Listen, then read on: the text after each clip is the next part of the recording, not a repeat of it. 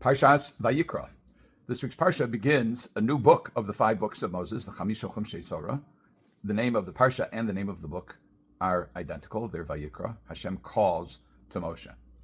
And this week's Parsha introduces the different korbanos, the different offerings that a person would bring if he sinned in some way or another. There are many different examples, and there are different types of korbanos. There's animal korbanos. There can be different types of animals. There are meal offerings that can be brought. There's an anomalous language here. First, let's set the pattern of what the regular references are to the eventualities that bring about the need to bring a korban. So in Perek Aleph, that Pasuk Beis, that's 1-2, it says, Adam, ki yakriv mikem korban Hashem, a person, when he brings of you an offering for Hashem. In Beis Aleph, it says, v'nefesh ki sakriv korban mincha. Nefesh means a life. In this case, it means a person. So when a person brings a meal offering, nefesh kisechta, if a person sins, that's in Daled Beis, that's 4-2. Im hakohen HaMashiach, if the anointed king, in other words, the Kohen, in other words, the Kohen Hagadol, the high priest, sins, so he brings a special offering. The Im kol adas Yisrael yishku, and if the entire congregation of Israel errs, they bring an offering. And Rashi points out that kol adas Yisrael refers to the Sanhedrin. In other words, the great court was both a court and a legislative body, and it was deemed to be a representative of the entire people. We're going to skip over one verse, and we're going to come back to that. V'im nefesh achas techete bishkaga. And if one person inadvertently sins, v'nefesh kisechta, and a person when he sins, v'nefesh kisimol mal, and when a person sins, it's a different expression. V'im nefesh kisechta. Again, nefesh kisechta. All of these are phrases of what if a person sins, if a Kohen sins, if the leader sins. Now let's look at Pasuk Daled, Perek Daled, Pasuk Chaf Beis. So that's 4:22, and it reads as follows: Asher nasi yechta, translated, when a ruler sins. V'asa achas mikol mitzvos Hashem elkov, and he does one of the things, one of the commandments that the Lord his God told him, Asher lo se'asenu bishkaga v'ashem, that he shouldn't do it, and he does it bishkaga, he does it inadvertently, and he's guilty, so he brings an offering. Okay. Why Asher Nasi Yachta? When? Now, Nasi usually means a prince. That's how we usually translate it. Here we're going to call it a ruler, and there's a reason why. We'll talk about that in a moment. When a ruler sins, what's going on? What's with this language of Asher? It's the only time in this week's Parsha in which the introductory words, the words that introduce the need to offer a korban, appears not as ki or im. Both of them sound contingent if it happens. Asher means when it happens. Why that language? So some say it actually means im. Onkelos says that. And Rashi explains the language of Asher is Lashon Ashrei.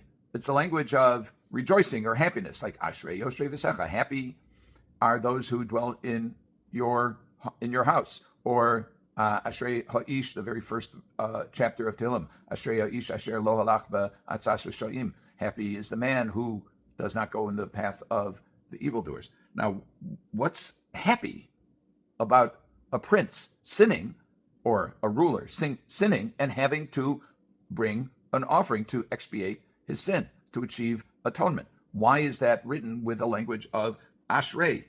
So Rashi explains, Ashrei Hador Shanosi Shalo Nosein Lev Lahavi Kaparal Shigoso. Happy is the generation who has a leader who is so self-aware and so sincere that if he does something inadvertent, he brings an offering. In other words, he admits it in public. Most rulers don't act that way. Most rulers engage in cover-up, or at least they won't admit it. But here you have a nasi, a ruler, who is so sensitive that he said, spiritually sensitive, that he'll bring the offering.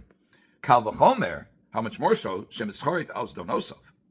And he brings an offering for an inadvertent transgression, and how much more so if he does it deliberately. In other words, you're talking about somebody who is a sincere, God-fearing Jew.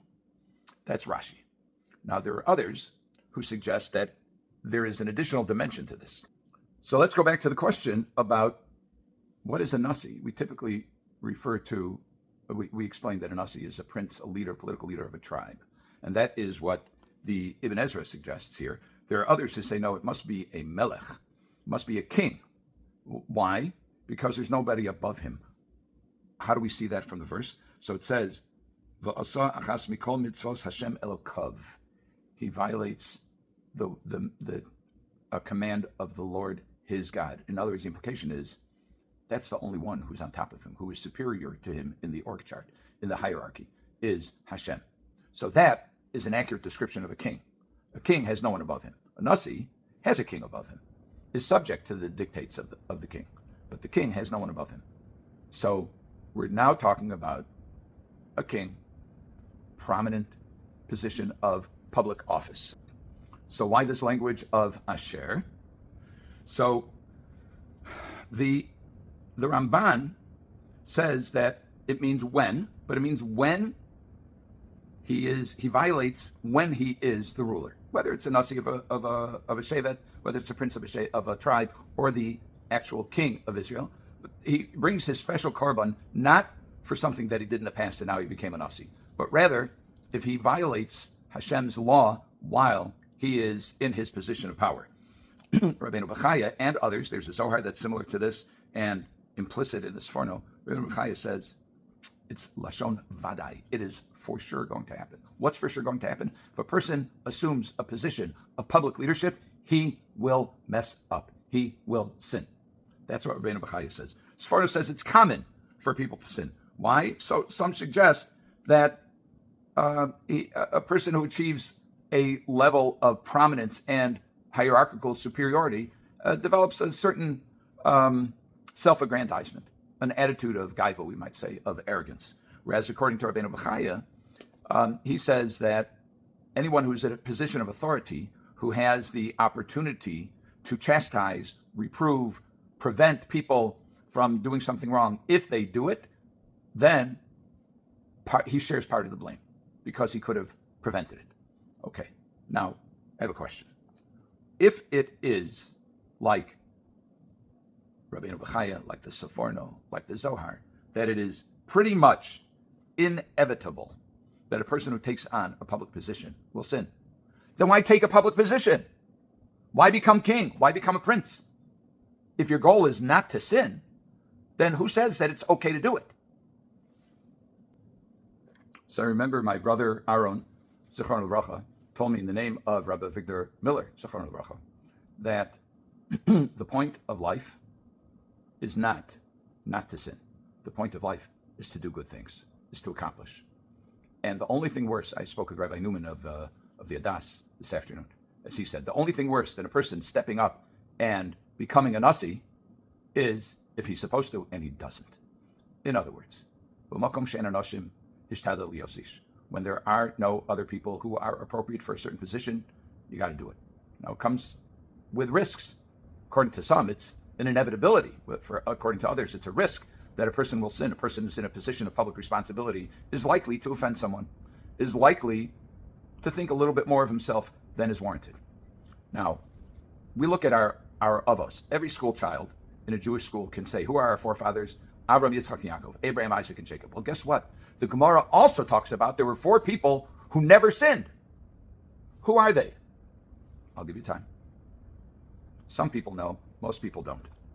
They were, according to the Gemara, this is the Gemara in Shabbos, Daf Nun Beis, Binyamin, son of Yaakov, Amram, the father of Moshe, Yishai, the father of David, and Kilov, the son of David. We don't revere them. I mean, we think highly of them, but we don't consider them to be our avos, our forefathers, the forefathers of the nation. Why not? They remarkably didn't sin. The answer is the goal of life is not to sin. We don't want to sin. And that is a goal. A goal is not to sin, but the goal of life is to accomplish. And if the call of the moment is to take on a position that's fraught with risk, but it has tremendous importance and it's necessary, and we can sense that it's God's will that we do it, then we do it. And if we sin in the process, then we deal with it. We bring a korban. I am reminded of something I heard from Rabbi Chiel Meyer Bender, with whom I learned B'chavrusa. He quoted the verse in Koheles that says, this is Koheles Zayin Chaf, that's 7, chapter 7, verse 20. It says, Ki Adam ein tzadik ba'aretz asher yasa tov v'lo yachta. It says, there is no man in this earth who does good and doesn't sin. And he quoted, I forget in whose name, but he says, the important word there is asher yaseh tov. If you want to do good, if you want to not sin, then just don't do anything. You won't sin. But if you want to do good, you run that risk. And the message is do good. Step up. Take on responsibility. Do things for your family, your community, for HaKadosh Baruch Hu, for the Almighty. And if you err in the process, correct the error. But don't avoid doing good. Have a good Shabbos.